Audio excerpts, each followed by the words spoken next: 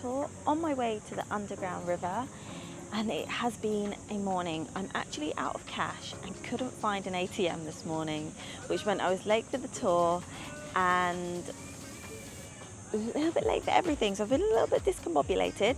However, we are here. My tour guide has lent me some money so I can do the boat tour, bless him. And then we're hopefully going to find an ATM that will accept my card a little bit later. But yes, we are here. Mangrove tour now, then we're going to have some lunch, and then we're going to do the underwater river. Apparently the process from getting your ticket to getting on the boat is about 3 hours, so one of the guides has gone off to do that, and we're left with the driver who he's just showing us around, so we're basically not sitting outside for 3 hours.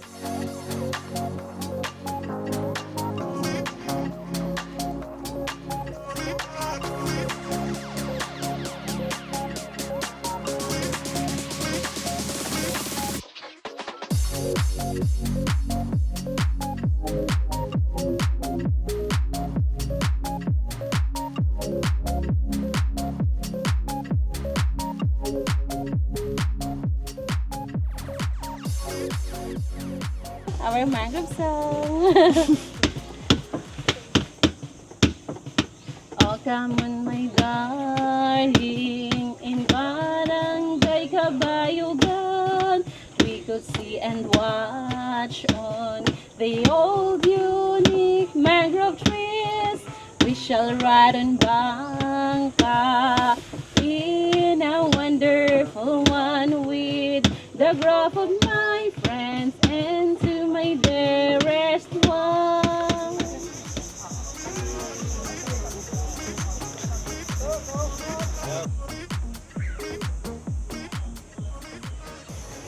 So, I actually have a fear. I have two fears.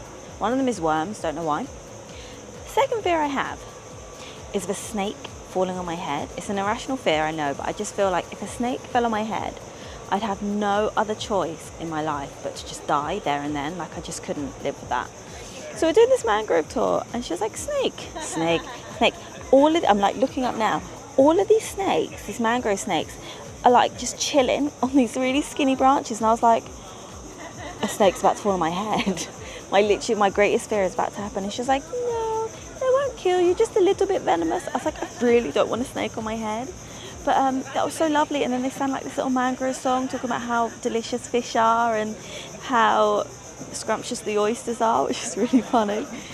Yeah, it was a really nice little tour actually. But yeah, I'm very conscious that a snake is about to fall on my head. So I'm just trying to like get out of the woodland. Because she also said that you get like king cobras and stuff here, and obviously that will kill you even if the little mangrove one doesn't. But even if it was a worm, I don't want a worm to fall on my head. I just can't. That is just my greatest fear in life.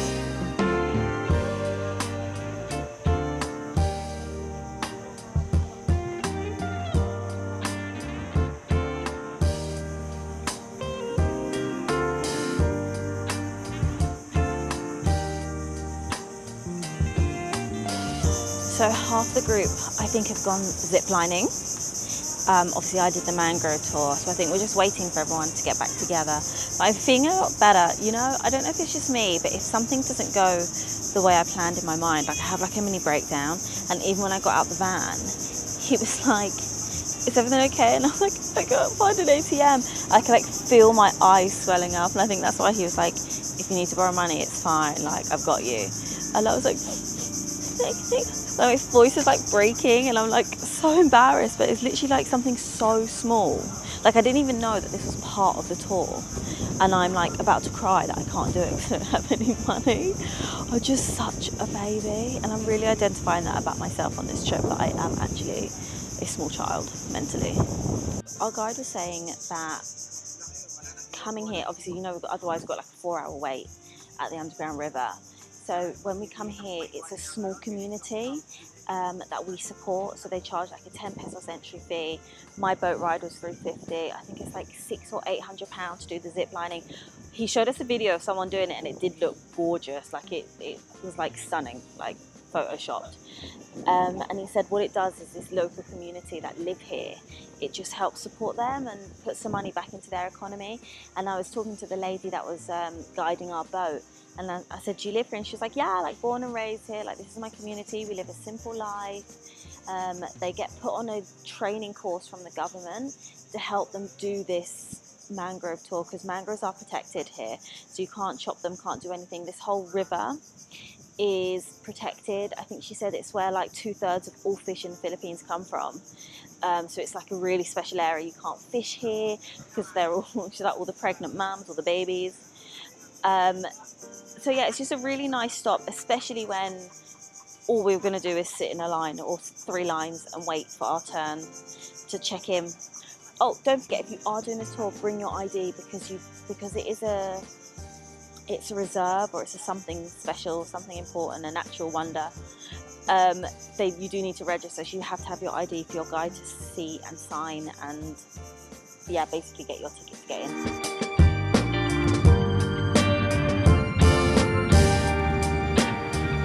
Afternoon, Worth.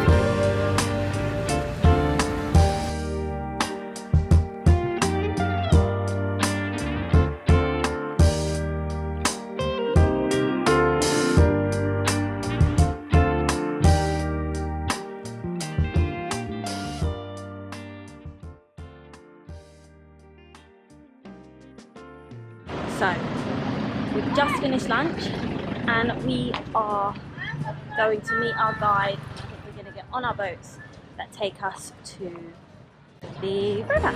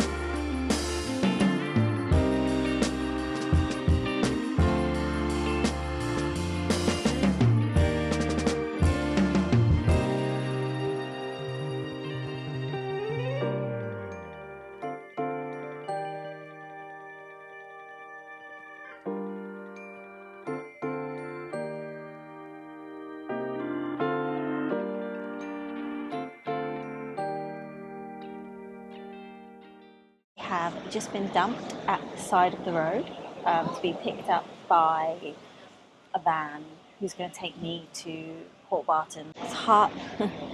Coke Zero saving the day again. There's a chicken here, there's a dog, and a few people waiting. I was like, how will I know it's my van? And they were like, someone's going to scream your name.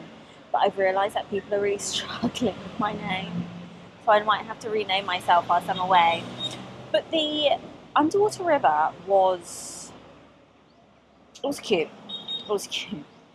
Unshockingly, I slept 10 minutes in. I was asleep. I don't know, unless like someone was really into caves, I don't know if I'd recommend going, considering it was like 2 hours to get there.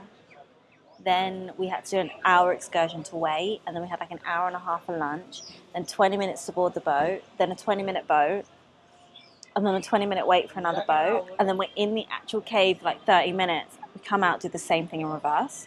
Like it's quite a long process. But again, if you're into caves, or like if you're seeking all of like the natural wonders of the world, then obviously you have to do it. But yeah.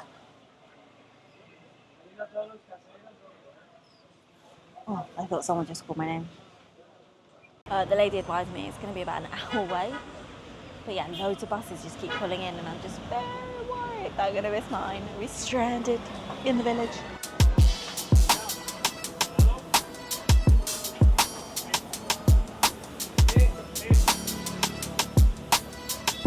My intrusive thoughts are telling me to pick up the chicken.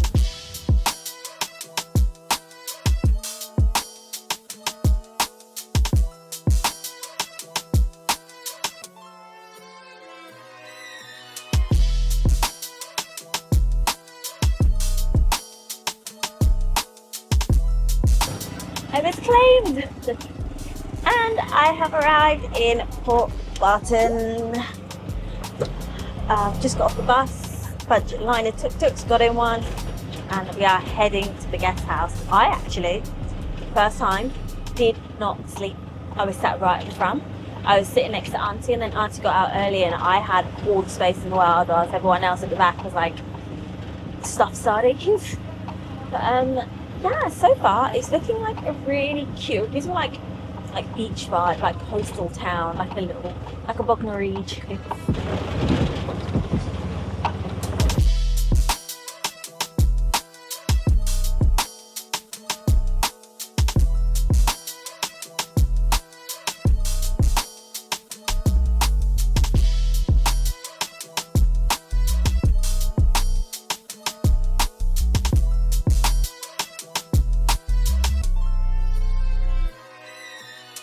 I am all checked in, super easy process. I'm staying at Zia's guest house. This spot, I can feel, is like taking over my life. But I was saying, I was really worried about getting up here, the logistics of getting here, swapping into 2 different tours. So easy. My first guest house sorted it all out, so when I got here, and then I thought they're gonna try to charge me double. Didn't, just said, here's your last stop, ma'am. Got in a tuk-tuk, 50 pesos later, and I'm here like, huh? And it's still light. So I'm gonna go downstairs, see if I can get some recommendations for vegetarian food, and then yeah, explore the town. Also, this guest house is unbelievably cute. Here's my little room.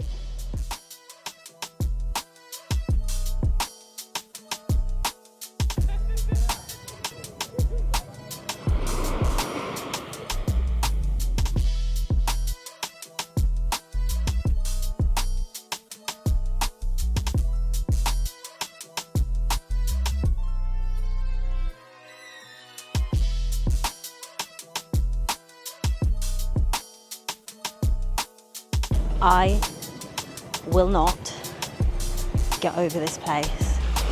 I'm just like jaw drop in awe. Like at the beginning of the trip I was a bit skeptical, like are these beaches really going to live up to like the Philippine hype that I was thinking, and my word do they. I can't, like the backdrop. Are you kidding me?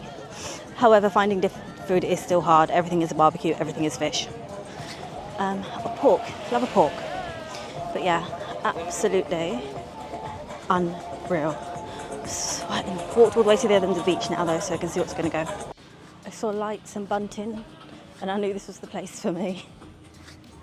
Guys, I'm so happy I could scream. This is me. This is a lot of me, not even a little bit of me. It's the chill vibe. I found pasta and pizza. It's a tiny little town. So I jumped on the scooter and I was like, I'm gonna get lost. And he was like, you can't. But I literally got to the main road and I was like, here. I can't. I'm so happy. I'm definitely gonna extend. I'm only here for 2 nights, so I'm definitely gonna extend at least 1, but I'm feeling to extend for 2. I just can't. But anyway, I think I'm gonna go, shock, I think I'm gonna go pizza today. Otherwise, we're looking at pesto pasta. And I feel a bit more jazzy than that. Also, I've just seen they do mashed potato. And if you know, mashed potato is the greatest thing ever invented in the history of the world. Oh, maybe a veg kebab and mashed potato. What do you get?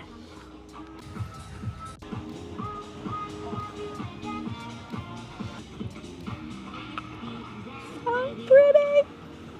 Cannot, absolutely cannot not.